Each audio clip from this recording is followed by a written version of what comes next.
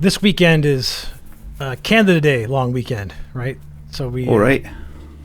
Yeah, so we have Monday is officially Canada Day, but well, happy Canada Day, if that's an appropriate thing to say.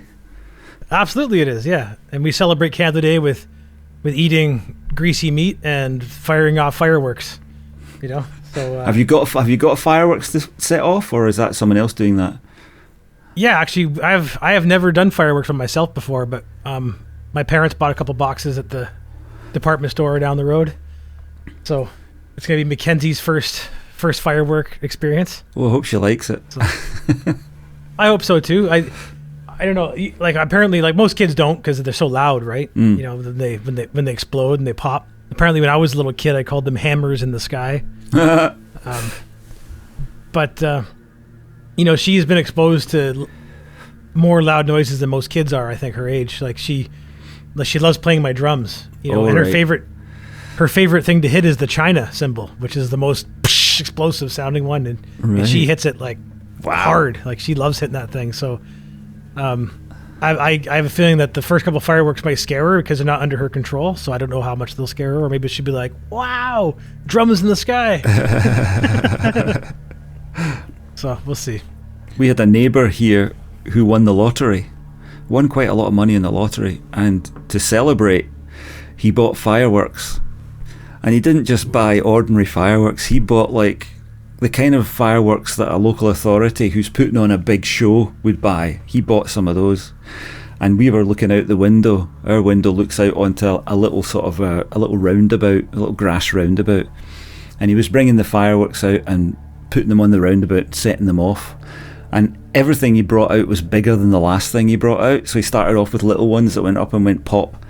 And they got bigger and bigger, and he brought out this box and he set fire. He set it at one end, and it went on for about 2 or 3 minutes, firing stuff up into the air.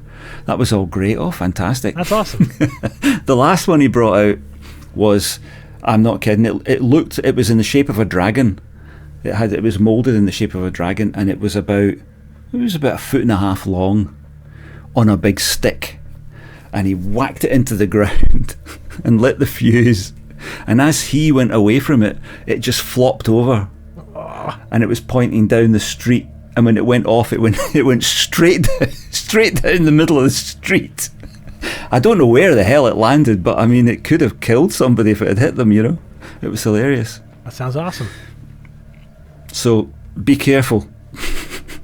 We're planning on it, and you know we got a lot of space here too, and we're gonna set them up on the beach, and cool. the wind usually blows towards the water here, so hopefully we won't have any risk of forest fire or anything. But it was raining a bit this week too, so everything should be damp enough that we shouldn't catch anything on fire. Are you into your summer yet? Is this, you call this summer now, or is this still spring? Or you're well into summer? Yeah. Well, here in like back in Ontario, summer starts around sometime in May, but in Nova Scotia here, summer starts right around the solstice, which is kind of nice. It's kind of right. Like one of the warmest days of the year was right on, I think, June 20th this year. So right, cool. Aptly timed. Yeah, it was warm too. It was like 32 degrees Celsius with the humidity of like 42. No. Oh no, that's too much. That's too much, man. We got up to our highest so far has been about 22, I think, and that's getting to be too much for me. Oh really? Eh? Yeah. Oh, I'm a real Scot. I don't like the heat. Well, I'm with you. I've had to grown to appreciate it rather than something I like. You know, it's I like when it's, and plus because like currently like I don't work hard for a living, right? So when I go outside, I don't have a shovel in my hand or anything usually, so I don't mind it when it's hot out, you know. But you know, it's usually what I tell myself is it's better than -20. Well, that's yes. usually what I tell myself. Yes, but you were a roofer, were you not, in your young days? I was for like a season, like a year. Yeah. So you've had the pleasure of working on a hot roof. Yes. Under the sun. Yeah. I was a construction worker at one point too. That was, you know, and you know, and I used to, and before at one time too, I worked with my dad's company, the company my dad used to work for, called Power Screen, and it's a company from Ireland that makes they called screening plants. They're basically big machines made for sorting gravel into like different grades of gravel and dirt and aggregates. All right, yeah. And so you'd be working on these big giant machines in the middle of a gravel pit in coveralls, So that was worse than, because roofing you can do in shorts and a t-shirt. This you had to wear protective gear and like hard hats and whatnot, ear protection. So you're dressed up like it was the winter, but you're out in the middle of the summer. Wow. And you're nowhere near there's no running water anywhere. There's like, at least when you roof for this garden hose, you can get a drink of water anytime you want. But out here it's like you're in the middle of a desert with a machine idling away. I had a kind of experience of that when I was 16, and I worked on the farm down near where my grandfather lived. And God, I'll never forget that. I'm not suited to that kind of heavy work. I don't like it at all. And in the middle of this field in a boiling hot day, I mean, probably not as hot as what you're talking about, but it was a boiling hot day, picking up rocks from this field. They had this machine that would drag up the rocks, and then the rocks had to be put onto the trailer of the tractor, and I thought I was going to die, but I didn't. Yeah. I didn't. But I hated every minute of it. I had a very physically laborious job one time in a freezer too. I used to work I was at a factory that made like meat pies and different things. So my job was to take boxes of frozen meat and potatoes and vegetables and put them sort them in different weights and for the pies. So I'd be in this like freezer that was at negative 18 degrees Celsius in my t-shirt with a pitchfork, just like shoveling out boxes of frozen meat. In your t-shirt? Why would you be in your t-shirt? Well, I would start out in a parka, but I'd start sweating it. Oh, right. Because I get very sweaty when I work, no matter how cold or hot I am. Like, it doesn't matter what the temperature is, I sweat. Right. And so it was, it was a strange experience, So I've subjected myself to all sorts of temperatures, and this part of Canada isn't as bad as like Ontario and the prairies.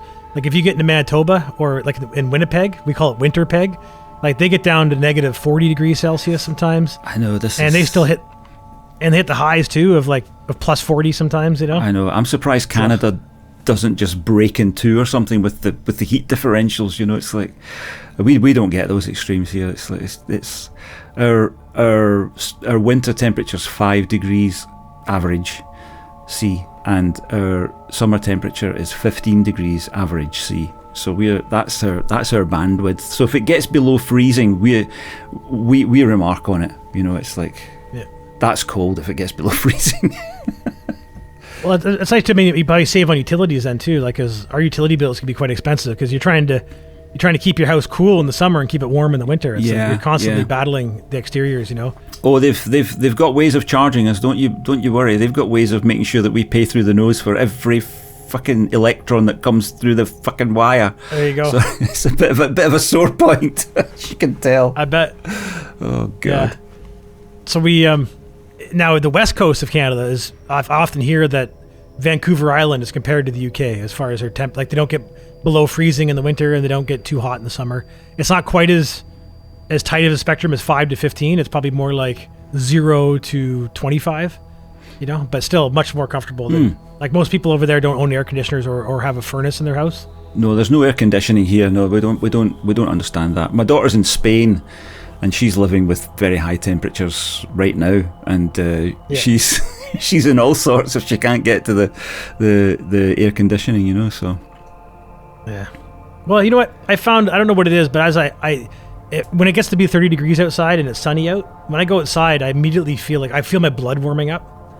And it's such an amazing feeling if you can embrace it. It's I can see why, like when you go to a place like Mexico and everybody just seems healthier and they have like this like vibe to them that they're just always in a good place, outside of the violence and the poverty and whatnot. But I get it, and I understand like the siestas, like they know how to take it easy down there, like they have two sleeping times in Mexico. You sleep between like noon and 3 or noon and 2, and you also sleep at night, and because of the heat, and because of that, it's, and I like it, as I get older. Like every year I enjoy the heat more and more than I did the year before. we are African animals, aren't we? Really, if you believe that theory of evolution, that we came from the Rift Valley in Africa, so we're equatorial creatures, but we are, what's it called? Extremophiles. Technically, we're extremophiles. I mean, if we're naked, we're not. But if we're allowed our technology and our clothing and stuff, we're extremophiles, which means we can survive. We can even survive in fucking space where there's nothing. So, you know, we'll go anywhere. But no, I'm not for the heat at all. But like you say, having said that, just the other week, I was sitting out back. I was reading my Kindle. And it was warm. Our backyard is a real little heat trap. It gets up a lot hotter there than it is everywhere else. And for the first time in quite a while, I was sitting there basking in the heat and just going, this is actually quite pleasant. That's the first time I can never really remember doing that. So maybe it is a thing as you get older. You maybe appreciate that more. But you know, because like in Canada, we have what we call, like, I'm talking about my grandfather going to Florida in the winter. And we call those people snowbirds, right? That's the phrase we use up here. And yeah, that's the idea that, like, you know, because I know people that were fine in Canada until they got to retirement age and they had to, like, leave Canada. They couldn't handle the winters anymore. They'd move to Arizona or like Florida or something like that. And it's because of that, you know, and other things too. Yeah, because if you can't make a mistake if you're in your 70s, and you know you might survive if you're 30. In -40 for a few minutes, but if you're 70, you're done, I would imagine. I mean, it's a lot harder, isn't it? It can be. Like, I mean, there's like in places where I've always, every year you hear stories about someone walking home from the pub who had too much to drink, and they decide to lay down in the snowbank for a minute because they're just too wasted, and then they freeze to death because they fell asleep and they don't wake up before they die. You know, homeless people in Canada, like, every winter, hundreds of homeless people die across the country because they freeze to death. Mm-hmm. You know, that's normal. It's so much so they don't even talk about it. It's not even in the news usually, you know, unless it's something remarkable, which is sad, you know. So yeah, freezing to death is definitely, it's not common to the sense, like it's most common to someone dying of tuberculosis. Like, it's, you know, we deal with it easier because if you see someone laying in the snow, you go, hey, wake up, like, are you all right? You know, like, you try not to let that happen to somebody. Yeah. But like out here, like where I live, like, it wouldn't be uncommon for someone, I guess, to like be at a neighbor's house drinking late at night and go walking home and not make it. And no one would know because you're walking through the trees, you're walking down a road, you fall in the ditch, no one's going to see you, you know?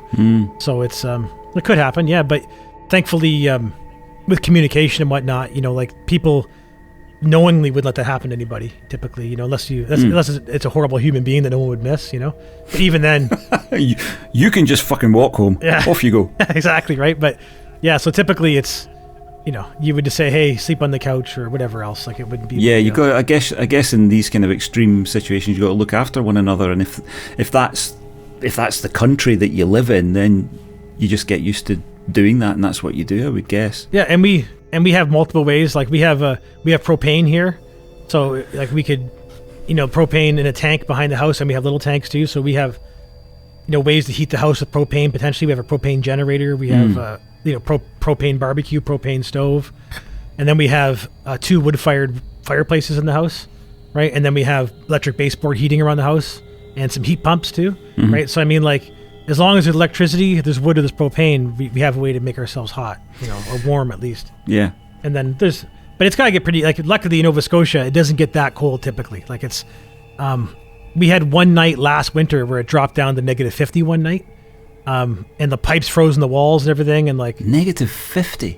Yeah, just one night, and it was like the first time I've ever seen the ocean freeze. Right, like I never. Yeah, you mentioned that. I remember you telling me about that. Yeah, you took some footage of it, didn't you? Yeah, well, I took footage of the ocean freezing this year too, but last year it was quite remarkable. Like, we went to bed, there was waves on the ocean outside, and then we wake up and the water's 20 feet thick of ice. Like, overnight. Like, I never seen anything like that in my life. I grew up on a lake. I've never seen anything like that in my life. Wow, that's incredible. You know, it was like it reminded me how you know, like, how volatile nature can be, you know. But that's part of the reason I like. Yeah. That's what I like about here, though. Like, it's. I mean, my brother and I went out like first thing in the morning, at 6 o'clock in the morning. We got bundled up in our parkas and snow pants, and, you know, put some toques on, and took Zappa down to the water.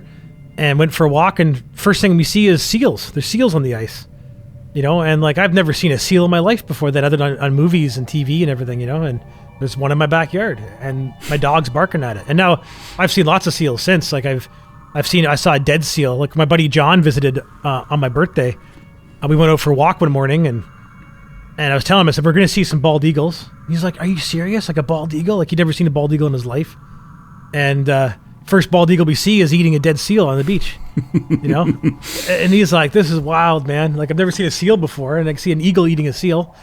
Yeah. So that was, and for me it's, and we have to watch out because the seals, they give birth on the beach and leave all the afterbirth all over the place. Ew. And the coyotes come looking for the afterbirth. So we have, packs of roaming coyotes around here, and you gotta watch out because they'll kill Zappa real quick. Everything you tell me about Canada just horrifies me. It's too hot. It's too cold. It's got bears. It's got coyotes. It's got it's not. It's got lobsters. It's got lobster. Well, I suppose it's got lobster as well. If you like lobster, that's great. Yeah.